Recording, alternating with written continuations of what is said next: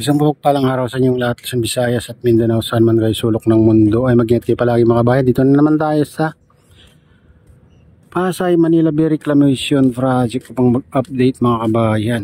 Dito tayo sa kabilang dulo. Ayan, ito yung kabilang dulo mga kabayan.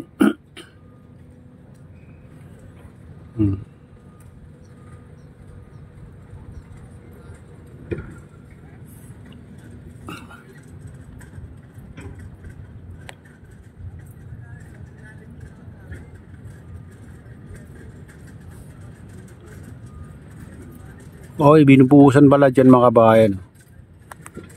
Pinapataas. Ayan, meron na ano dyan, dredging vessel. Yung orange na doon na parang poste, yun ang dredging vessel mga kabayan. Diyan na binubuhusan. Silipin natin.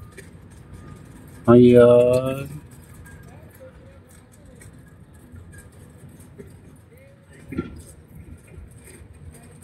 Ayan mga kabayan, yung dulo ng ano. Yung sa bakko.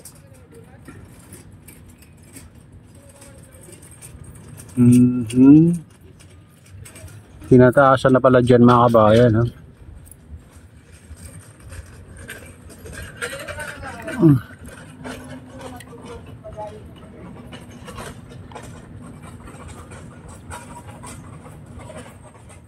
Medyo ano lang malayo dito. Nasa kalagitnaan.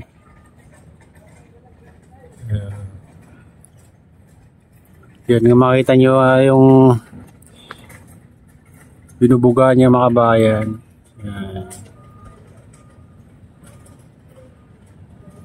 Buhangin na may tubig. Ayan, yung ginagamit nila yung dredging vessel. Yung tinambak na ano, dun sila kukuha ng ano, buhangin. Itatambak din sa gitna. Ayan yung pipe ng mga malalaki.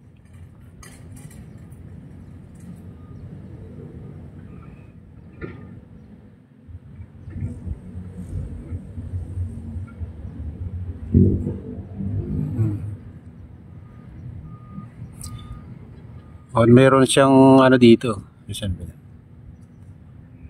Siwang dyan. Siguro ano mga kabayan. Ato oh. Umagos siguro ng ano dyan. Umapaw yung tubig. Nung tinambakan sa gitna. Kaya laki ng siwang dyan. Yun naman ang ginagawa ng bakko dun mga kabayan. Tinatambakan ulit yung sa gilid para ano, yung mga nasira ganon. Yung mga siwang. Yan o. Dito natin.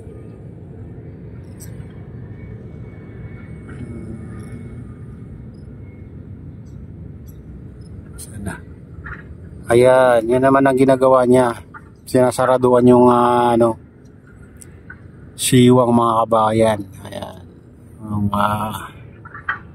hinagusan ng tubig. Kasi pagtatambakan ulit,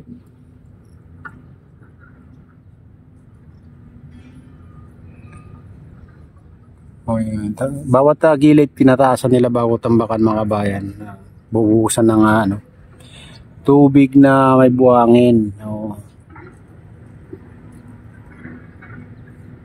Para ano, madaling tumaas mga kabayan yung island na ginagawa nila.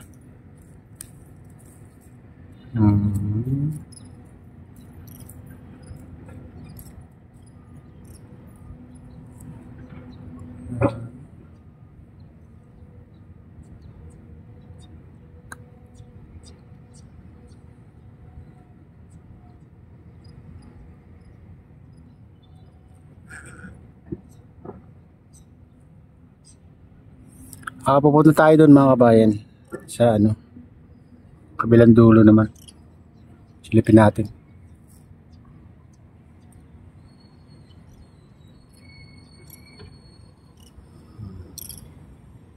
Dito tayo sa ano, tabi ng Ferris wheel. Ayan, makikita nyo. Ayan, yung Ferris wheel.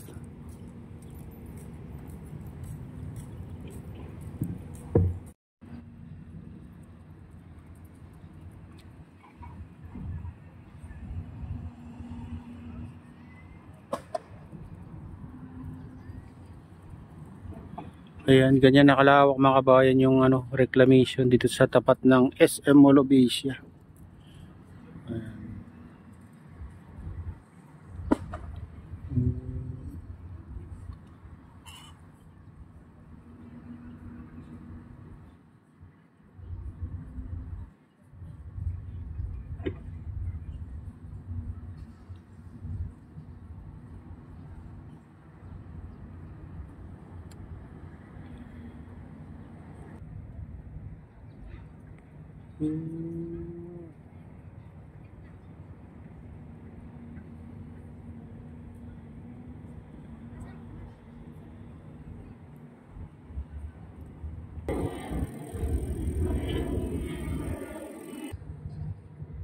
Ayan guys, nandito yung dredging vessel. Oh, yun. Dito sa kalagitnaan. Mga kabayan. Ayan. Hindi ko alam kung ano, naka-standby lang. Naka-standby lang siguro kasi wala yung ano niya, pipe na malaki, hindi naka-connect.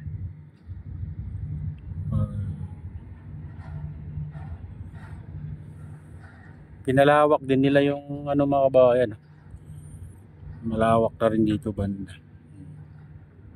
Parang doon din sa likod ng ano, Sofitel Hotel.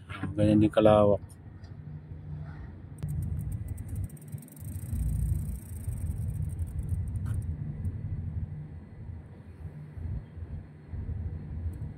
Naka-standby pala ito mga kabayan. Walang nakakonect na ano, pipe sa likod niya.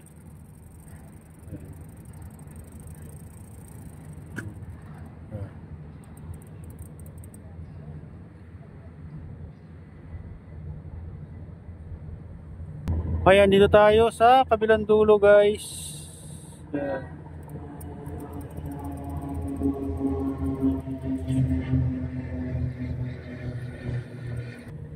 Ayan guys.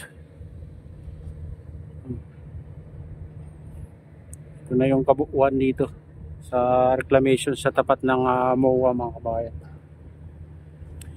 Anday na yun na tulay. Hanggang dyan din yung island mga kabayan, sa tulay na yan. Kasi nakahiwalay na dito. Yung sa kabila naman dito yung pinakamalaking island mga kabayan. Pero kay SM daw pa rin yan mga kabayan. Baka ito sa tapat niya, baka sa kay SM din. Ito kay SM pinakamalaki. Yun ang sabi nila noon mga kabayan. Ito yung pinakamalaki, 360 hectares.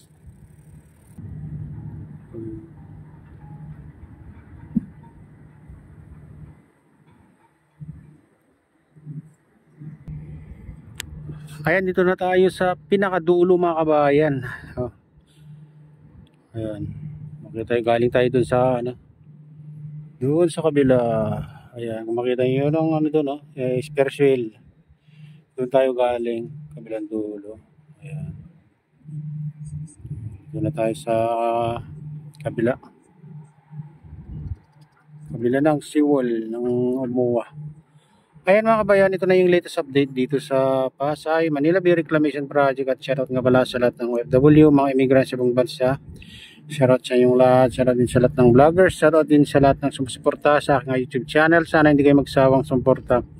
Shoutout din sa lahat ng viewers, mga nagla-like, sa lahat subscribers, sa lahat viewers. May galawad, shoutout sa inyong lahat mga idol. Shoutout din kay Kuya Iyo, kay Ate Lynn, kay Kuya Rick, sa aking misis.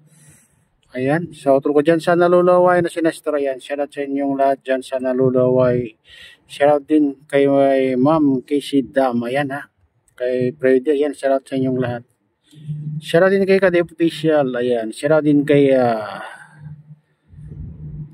Kuya Fred, kay Kuya AD. Ayan, sa RGP Bikers at Gubang Baykada at sa Golden Bikers. Mega lawad, shoutout sa inyong lahat. At pagpalaga ng Diyos at ingat kayo palagi. God bless us all. Bye.